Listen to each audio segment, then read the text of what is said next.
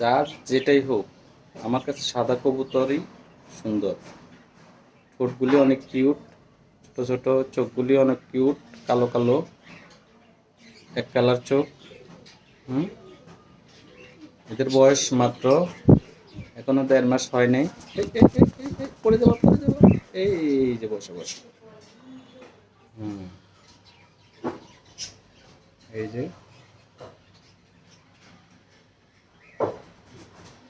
এটাই কিউট হয়েছে। হুম।